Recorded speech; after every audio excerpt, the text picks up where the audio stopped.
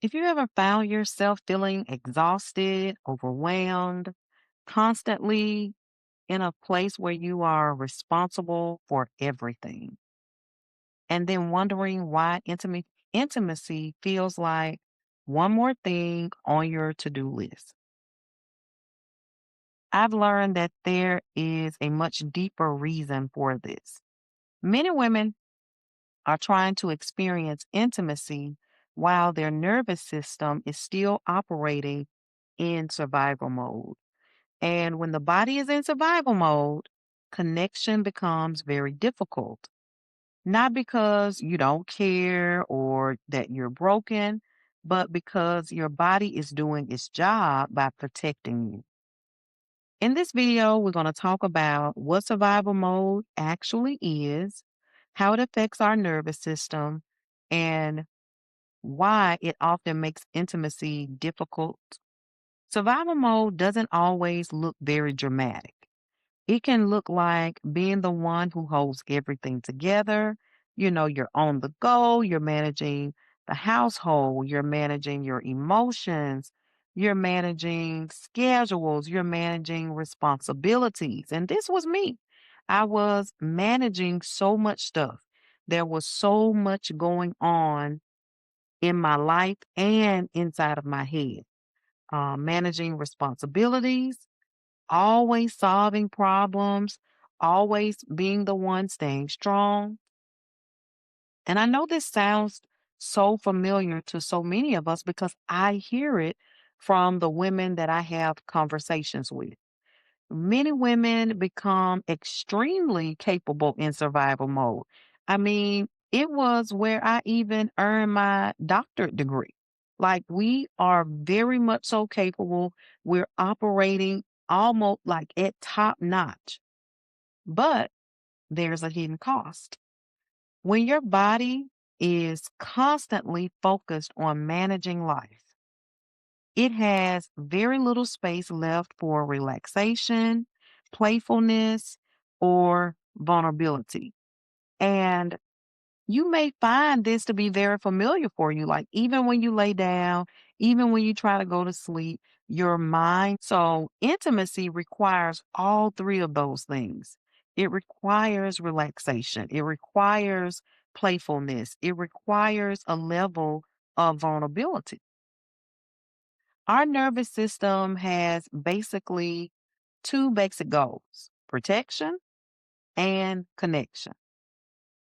And when life becomes overwhelming for long periods of time, the nervous system prioritizes protection. That's its job. It's going to protect us. It's going to be staying alert, staying responsible, staying prepared for the next demand that's going to be coming. But intimacy requires the nervous system to kind of slow down from that, to feel safe enough to relax, to soften, to be emotionally present in this space. And if the body has been operating in this sense of survival mode for many years, shifting into that relaxed state can feel so unfamiliar and even uncomfortable. This is one of the reasons why many women feel confused about their own desire. They may love their partner. They may want the relationship to thrive, but their body is still operating in survival mode. Survival mode does not prioritize intimacy. It's going to prioritize stability, responsibility, control. Connection begins to return when the nervous system finally feels safe enough to rest. So imagine a woman who has spent years managing everything. She's managing her job. She may even have a very high level position. I was a principal on my job. She has children. She has a household filled with responsibilities, emotional support from everyone around her. By the time she finally sits down at night, her body is not thinking about intimacy. Her body is thinking about recovery. It wants to rest, it wants quiet, and that's even once her body allows herself to calm down, to like shut all of those things down. That does not mean that she doesn't value her relationship. It means that her nervous system has been running at full speed for too long. A lot of what I talk about on this channel are things I didn't fully understand until after my marriage ended and I started studying relationships more deeply.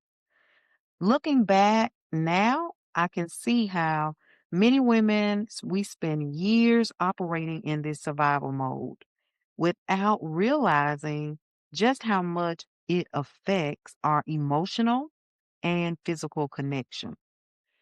And once you can begin to understand that pattern, things start to make a lot more sense for you. So if you recognize yourself in this conversation, or if you recognize your spouse, your mate, it does not mean that something is wrong with you or something is wrong with them. It may simply mean that the body has been protecting itself for a long period of time. And learning how to move out of survival mode is often going to be that first step toward reconnecting with yourself and reconnecting with your relationship.